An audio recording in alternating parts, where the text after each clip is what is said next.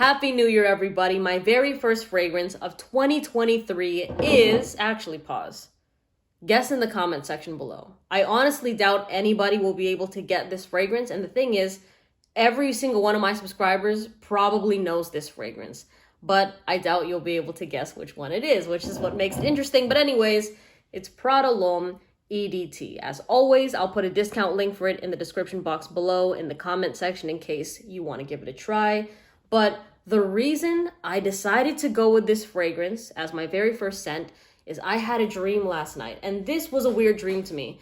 I don't know if any of you have experienced this, but typically in my dreams, I never really notice that I don't smell things. Even if I'm eating or something, I can't really taste the food. I can't really smell it. I'm just kind of going through the motions of whatever's playing in my head, right? But last night, it was either myself or another person in my dream that was wearing this scent. And I was like, damn, that smells really good. So I don't know if it was a calling or something like that. So I woke up this morning, and when I was recording my TikTok video, I was looking at my collection and my eyes landed on this, and I was like, oh yeah, this is gonna be my scent of the day. So I got 5 sprays of it on me right now. If you watch that YouTube short that I will post on my channel, I think I only sprayed 4. But after that video, I sprayed another spray, I think on the very, like my mid-back area. So I am loaded right now with Prada L'Homme EDT. And this was actually one of the very first fragrances in my collection when I was just getting started. So at the time I got this, I only had maybe 4 other scents. It was Armaf's Club de Nuit Intense for women, which is the dupe of Noir de Noir.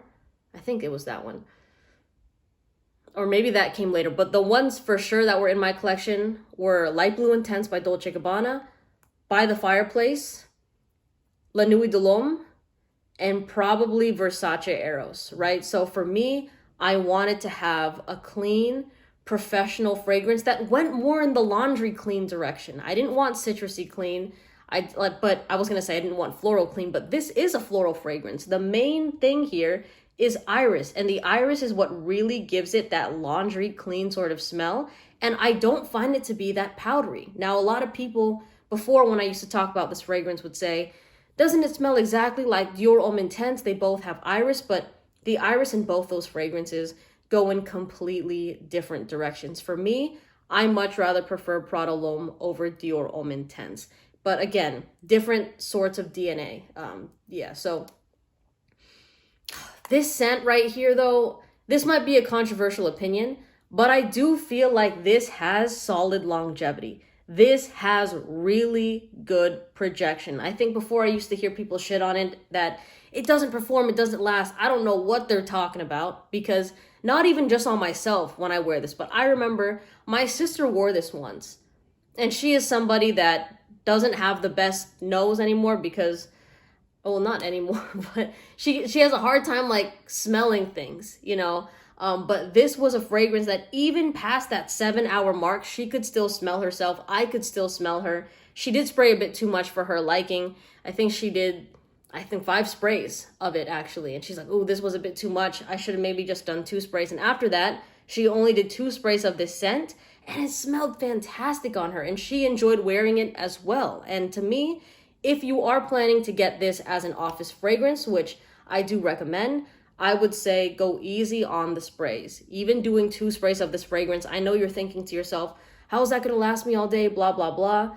But the thing is, you will smell it lingering on your clothes, okay? It's just not going to be a fragrance that's going to have sillage. It's not going to have projection. And you don't want that sort of stuff when you're in an office environment and you're with people that have to be around you. Like, they're not choosing to be around you. They're working there as well. And if you're going to nauseate somebody, or if you're going to get, like, if somebody's allergies act up, you just don't want to be the main cause of that. So if you do want to wear a fragrance to the office, do it to a point where you can smell yourself, but the only way anybody else is going to smell you as well is if they're, you know, in your scent bubble or closer to you like that. And that is probably an unpopular opinion, but you really have to be cautious about the people around you in a workspace. And other things, like if you're going to a coffee shop, sure. If you're going to a club, whatever, right? But then here it is really important that you take other people into consideration around you, okay? So Prada L'Homme had really solid projection. Like I said, in terms of performance,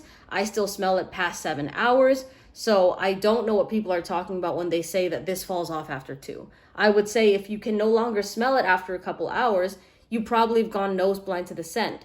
But that is not an uncommon thing. For the most part, majority of people will go nose blind to their fragrances after they apply them, and that's just a safety thing that your nose does so that it can be on alert for other potential dangers around you in case you smell like if there's a fire, like if you smell burning and stuff like that, your nose needs to be able to adjust to, you know, what you've got on, because your nose has detected that it's a safe sort of smell. They're like, okay, it's my fragrance. Now let me be on the lookout for other things. So please don't mind it if you can't smell it. What you can do is you can ask somebody around you.